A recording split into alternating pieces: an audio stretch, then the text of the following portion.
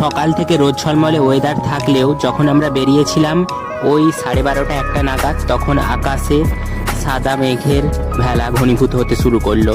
কিছুক্ষণের মধ্যেই নীল রোদ ঝলমলে আকাশ পুরো একদম কালো মেঘেতে ঢেকে গেল।